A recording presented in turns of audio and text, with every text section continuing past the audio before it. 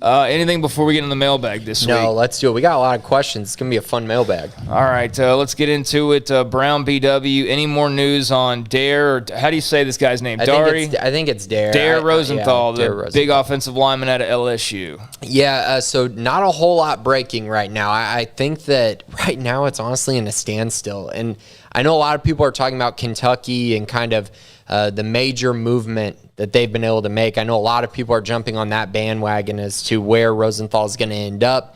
And right now, I don't even know if Baylor's made a decision yet. I cannot confirm that they've offered him, which I think is very interesting. And I do believe if Baylor doesn't offer him, then they have a great reason why they didn't. You know, they did their background. They looked at it and decided this was just not the right fit for this program because talent-wise, he's a perfect fit. So I think that's the decision right now. I know Dave Aranda and staff are still kind of contemplating this situation and probably still recruiting him and talking to him. I just can't confirm if they've offered or not yet. Yeah, and, given kind of some of the headlines he had, I wouldn't be surprised if they looked at it and said, maybe it's just not worth the risk, or maybe it's just, I don't know, or maybe they do want him and they're trying to figure it out. But we're still on that watch, I guess, for the time being. Alpha Needle, most of the Sikkim staff had a low probability of signing Corey Gordon as of June 25th. Why? Were you unsure if he was a take for Baylor or not sure Gordon would commit? So I think it's important when we put in predictions, there's two factors that go into it. So saying low probability of him signing or committing to Baylor, that's not really what it means. I mean, if you're putting in a prediction for Baylor, that means Baylor is the leader. So, I mean, it's not really a low probability since they're the leader in his recruitment. So we typically do low, medium, high. I have my own scale for it. So I'll put low if I don't know the exact date that a prospect's committing or if I don't have complete confirmation in kind of where his decision's heading. A high decision usually means imminent. Something is coming very soon. I have a lot of confidence in it. And medium means I have more telling information as to where the prospect's heading, whether it's from the recruit or just the sources that I talk to.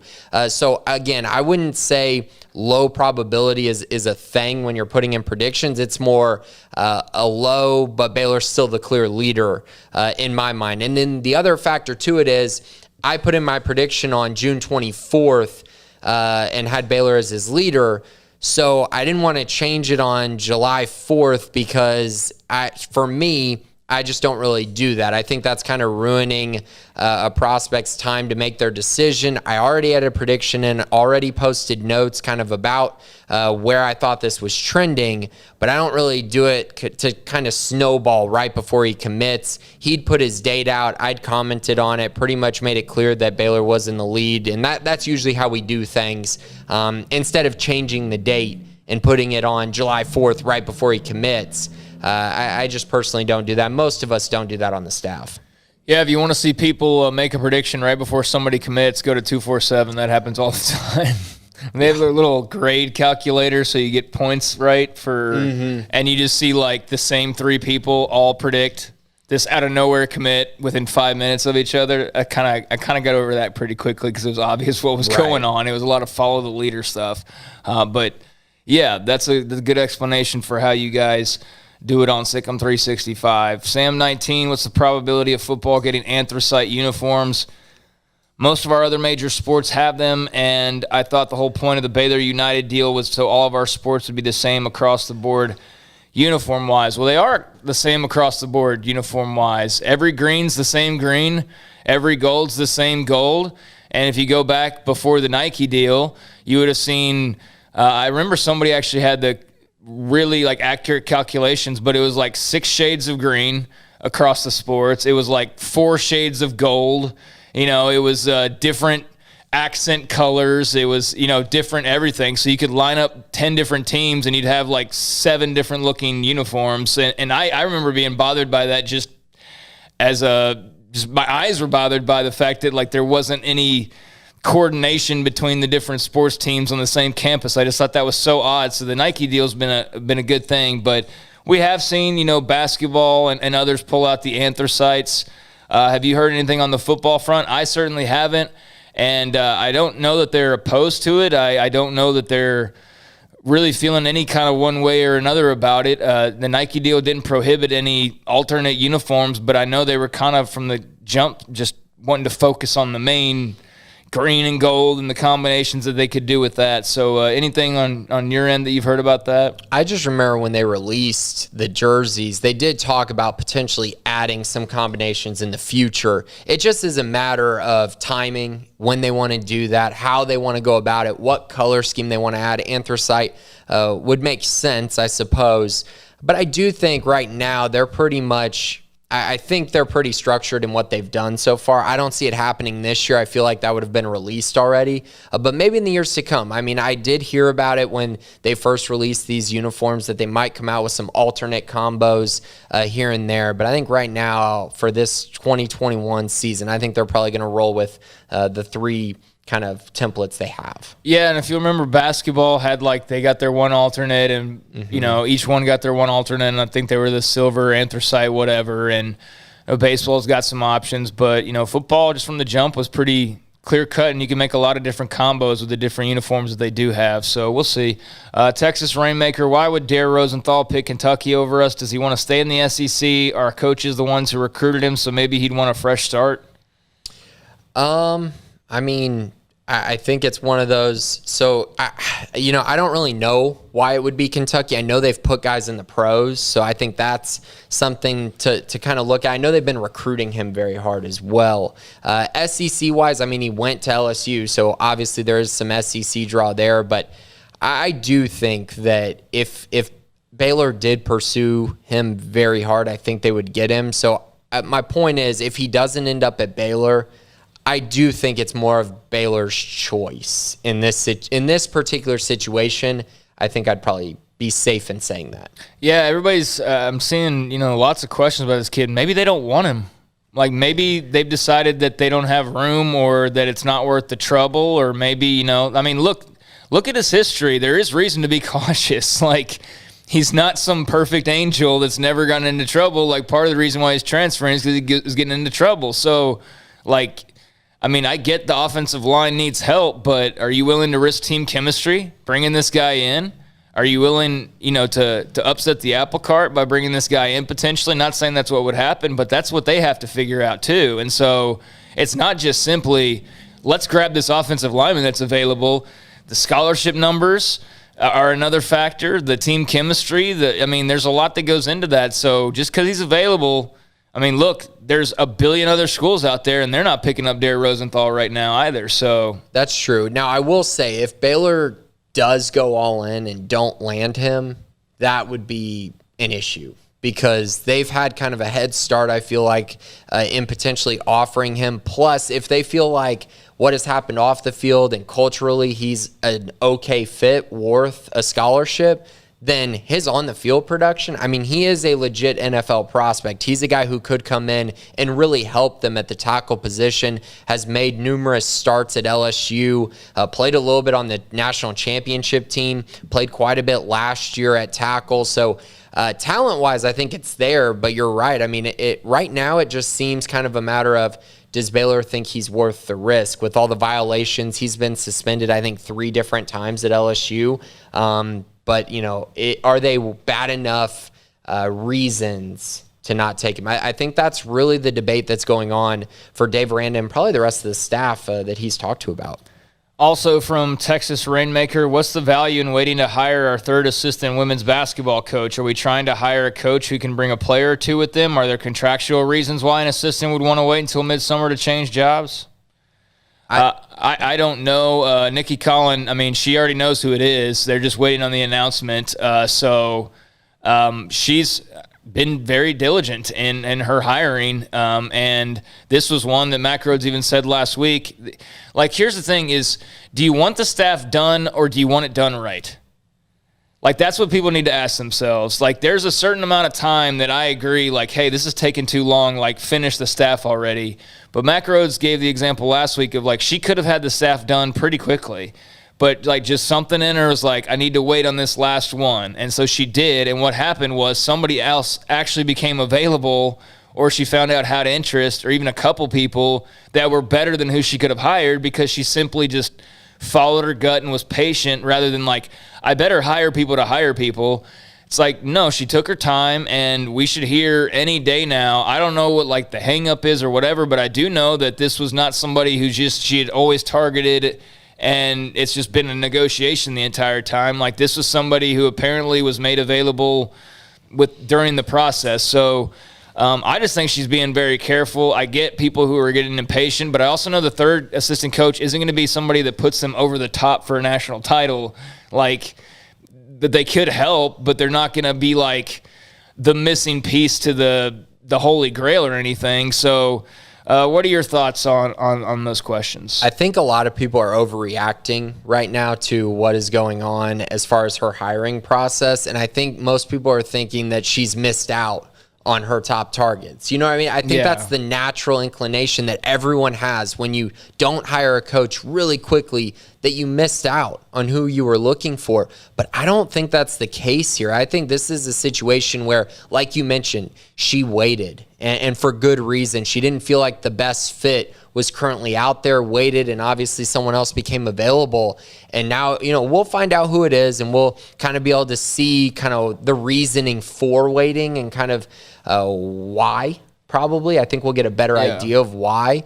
But I can tell you, I trust this staff right now. I think they've done a great job with the staff that they've hired. And I think Nikki Collin is really a rock star. After hearing her live in studio, I just felt I got a great feel for kind of what's going with the direction of this program and kind of what she's going to bring to the table. I really like this staff, and I think it's going to continue with the next hire. I know there are some people who think that only one person could ever win in basketball at Baylor, and I'll disagree with you till the lights go out, but you're entitled to your opinion.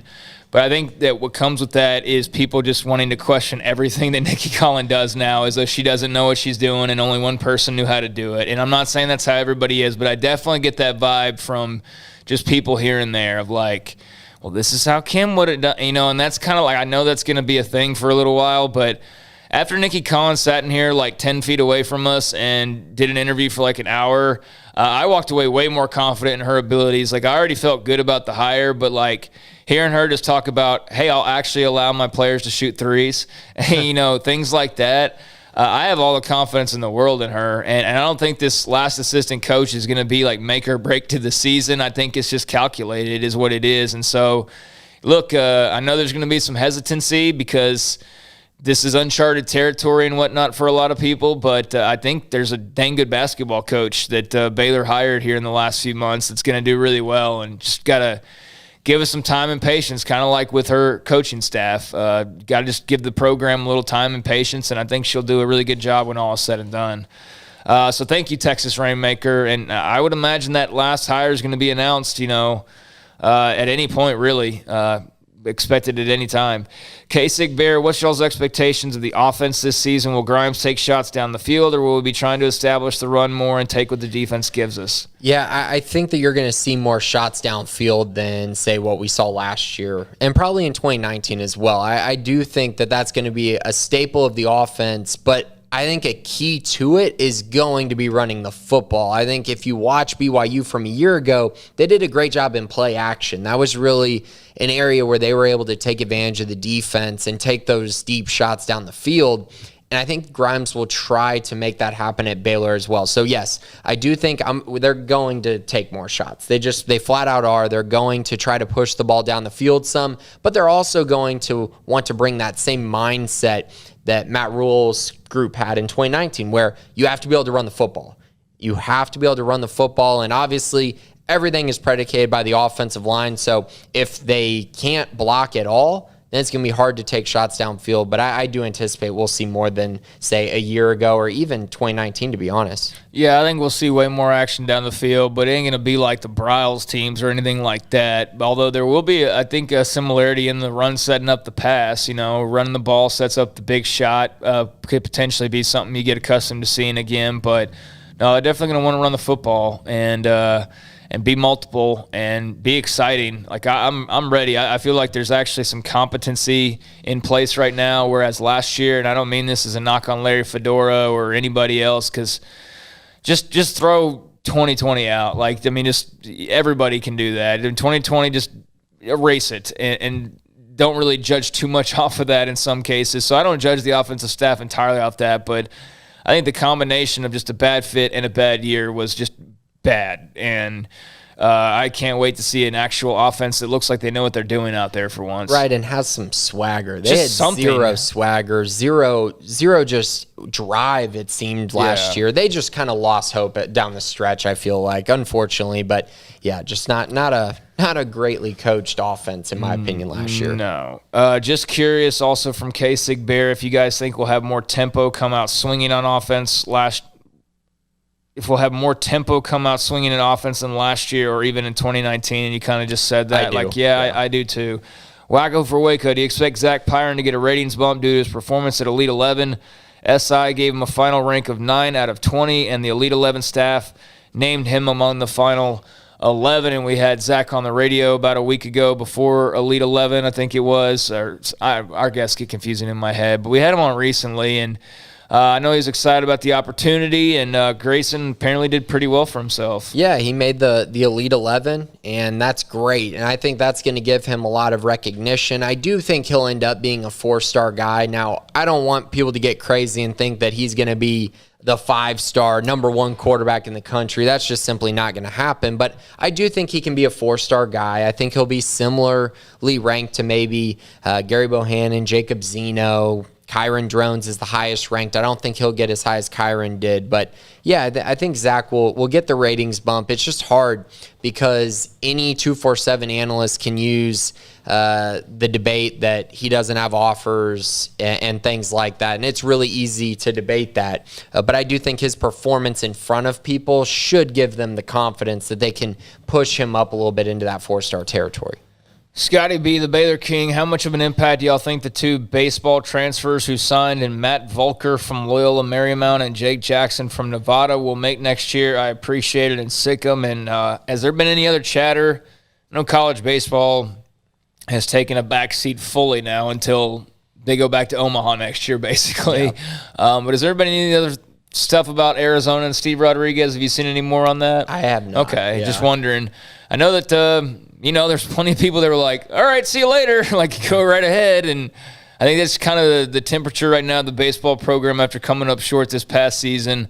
But, yeah, how do you see these 2 transfers impacting Baylor baseball? Well, I think the fact that they're adding transfers should kind of ease some of those things if you are a Steve Rodriguez fan. I know some, like you said, some are kind of jumping off the boat, and I would not do that. I do think that there's still a lot left for Steve Rodriguez to do. And as far as these guys who they brought in, so they're veteran guys. Both are 3- and 4-year guys, about to be seniors, grad transfer guys. Volker is more of a bullpen guy in my mind. I think that he could end up being the closer for this team. There's a possibility of that. He had the most saves on the team at Loyola. 1.47 whip is just okay, not great. So I think he'll just kind of be a solid bullpen guy, but could potentially be the closer. Of course, Luke Boyd leaving, so there's some room there for Volker to possibly do that. Jake Jackson, on the other hand, I view him as a midweek starter. I do not think he'll be a weekend guy. Went 5-4 last year at Nevada, 1.71 whip, so solid, but I do think more midweek than maybe a weekend guy. I think Baylor's got some other arms that will be cover the weekend. But, hey, you need guys during the midweek. You need guys who can give you depth at the starting position, because when you go into regionals and various things like that, you have to have depth in your starting unit. And we saw that this year with Baylor at the Big 12 tournament. They came up short depth-wise, and it cost them a game. Yep, and Arizona hired with the Tigers' third base coach to be their new baseball coach. So that was something that happened over the last 24 hours. Chip Hale will be the new Arizona Wildcats baseball coach. So Steve Rodriguez will not be going there. And, yeah, it's a big year for them. I think it's an important year for Baylor baseball because even though last year was odd, it's just like kind of just need to get a little something going, because especially with all that's going on around you too. But, it's not like they haven't had any success recently. It's just been a little over a year, and that's been that seems like 3 based on the way the last year has gone. All right, Bruin 92, is Dare to Kentucky a lock? I don't think it's a lock right now. I would definitely not call it a lock. DC Bear, NCAA ever going to put up or shut up on its football investigation? Good question. We've been asking that. Mac Rhodes, we asked him last week. Asked him just last week. He has no idea. So, we're 5 years in, folks. 5 years. Legit 5 years since this whole thing started. Entire people have come and gone at Baylor and gotten degrees and already in their first year at a job since this thing started. I mean, that's freaking flat out stinking ridiculous. The courts have taken less time with some of these actual cases involving Baylor than the NCAA's overall sports-only related investigation has taken. Hell, I'd be surprised if they even started the investigation based on the NCAA at this point. That's something they'll get around to, I'm sure. I was always kind of the opinion they were going to wait for the courts to settle all these things and then come in after the fact and be like, well, here's what we have to say about it. So, again, letting someone else do all the work for them and telling them what the outcome is only to come in and try to put their polish on it. Does that sound like something they do quite often? Well, it is, clearly. But, I mean, you do that, these court cases aren't going to be all done by the end of the year. So you're going to drag it out for another year, if not 2, if not 3, depending on how long this takes. Like, you can't wait on the courts to do it. So I don't know at this point what they are waiting on. And COVID just seems like an excuse because I've seen other penalties handed down to lesser schools for lesser things. But I just cannot imagine what the holdup is at this point, and I'm tired of it being there's a lot going on, and there's never not going to be a lot going on, especially now. Now that you've opened the floodgates, it's never going to slow down to what it was. It's just not if you're the NCAA. So get it done, get it over, and let's move on. Chris C. Bear, NCAA needs to go away. They pick on schools like BU and kiss the Blue Bloods' butt. I mean, They've tried to whip the Blue Bloods in the past, like Miami they did, and USC, and whatever. But they're basically just a nuisance more than an authority. Brown Bear, what is your favorite stadium you've seen college football game in other than McLean? Ooh, I really have not gotten to go to a lot of college football stadiums. Kyle Field was pretty cool. It's just hard to get over the fact that A&M plays there. But it is pretty cool. I would probably go with that, even though some of the bowl game venues, which were in pro stadiums, were pretty good. The Cardinals Stadium back in 2013 was pretty nice, and obviously the Cotton Bowl, AT&T, is nice as well. But I'll go with Kyle. It was pretty fun atmosphere, and I got to see a pretty good game there when I went. Yeah, I've been to Oklahoma's a few times. It's a really nice stadium, Gaylord Family Memorial. It's not bowled in, or I guess now it is. I haven't been since they bowled it in, actually. But it was nice before they even bowled it in. Kyle Field is nice. It's weird though. It's like it's almost too big in some ways, but like once you get it packed in there, then it's just it's too big when there's not like a full crowd in there. You're just like, this is weird. But then with a full crowd, obviously it's crazy and just so loud. Yeah, because it's it's designed that way. It's just built in to keep that noise in almost. And I'm trying to think of anywhere else that's really noteworthy. I haven't been to a lot of college stadiums either. And all of them are nice for what they are. But like Oklahoma's and A&M's are probably the nicest ones. I haven't really been to many. Let's see. Brown Bear also asked, which stadium would you like to see a game that you haven't yet? Yeah, Michigan versus Ohio State at the Horseshoe, for sure. The Horseshoe is just one of those atmospheres I really, really would want to. That stadium's just so cool. And the games seem so loud.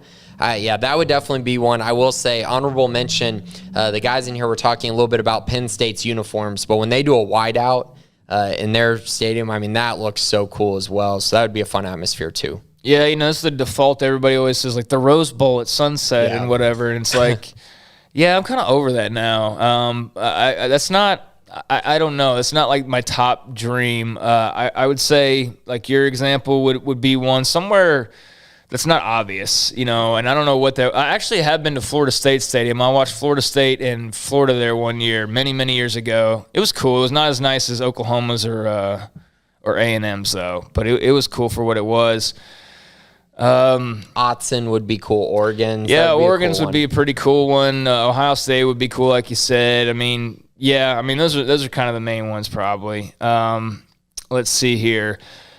Ashley Hodge, what non-football Baylor athlete would have made the most on NIL if they were enrolling as a freshman with NIL rules and assuming their Baylor careers played out just like they did, meaning they stayed at Baylor for the length of time they stayed? Wow, that's a tough question. You know what? I'm going to go with a recent one just because I think he's super likable. I think Baylor Nation kind of rallied behind him throughout his career. And it actually just ended. His career did, but I think he could have gotten a lot of. He would have taken advantage of NIL, I think, just because of the person he is. I'm going to go with Jared Butler. I think that one makes a lot of sense. And he's playing a premier sport, and for me, that's a big. It has to be football or basketball, in my opinion. And so I think it's probably him. There have been some other ones, though. I mean, if you look down the line, Isaiah Austin would have been an interesting one to see. Obviously, since he's 7 foot, how people would have maybe handled that. And he was a big 5-star recruit, so he might have gotten huge deals the moment he arrived at Baylor. So there's some others like that, Perry Jones as well. So those are kind of the ones that come to mind. There's some wasted advertising dollars. Yeah, I know. Those Baylor basketball players. I'll go with the women's basketball players. I think Dee Dee Richards would have made a killing. If she started right now especially.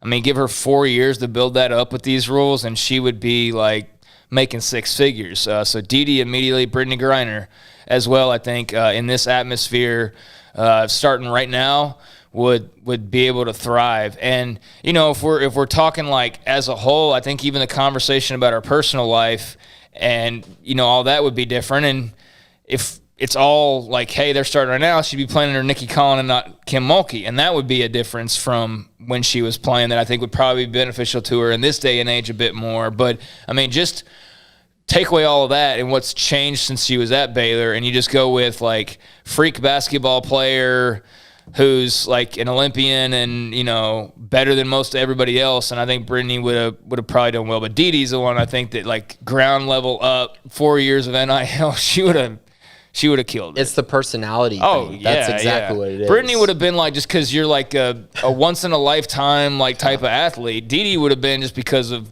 she's Dee Dee, and right. You know, she's just got that personality. On the men's side, I was trying to think of somebody, and I was struggling honestly, because those basketball players you mentioned, I mean, they make sense, but like Jared Butler, would probably be the dude. I'm trying to think if there's anybody that's come through recently that would have been a real difference maker. And there's not really a lot of big personalities on the football side, or really like individual. I mean, Corey Coleman maybe would have made a good amount of money. Sean Oakman because of the meme. Sean Oakman, before everything hit the fan, for sure. Yep, he would have been another one. All right, thank you, Ashley. Yankee Bear, when will Justin DeLeon get ranked by 24/7 Rivals? What ranking would you give him at this time? Well, I don't work for 247 or Rivals, so I don't put rankings in for those guys, so I have no idea when he'll be ranked by them. We'll probably have him ranked soon. I'll say this loosely. I've not been a Rivals member in a really, really long time, or any of that stuff for a really long time. But if it's Rivals, give him like till his freshman year, wherever he goes, and they'll have an updated ranking, I'm sure. Yeah, so as far as what I would give him, I'd probably say right now I'd probably have him around an 86 or an 87. So pretty solidly a 3-star. I think he's going to have a big year, though, and that's when we'll be able to change it and really potentially up it if he has a nice season over there in Kingsville. All right, so appreciate that question. We will see on that front whenever they do update the rankings. But Brown BW and Alpha Needle and Sam and Rainmaker and K-Sig and Wacko and Scotty B and Bruin and DC and Chris C and Brown Bear, Ashley and Yankee Bear, we do appreciate the questions this week, and hopefully we got the answers that you were looking for, or at least answered your questions and helped you out there. And we do appreciate you helping us out by sending in those questions every week.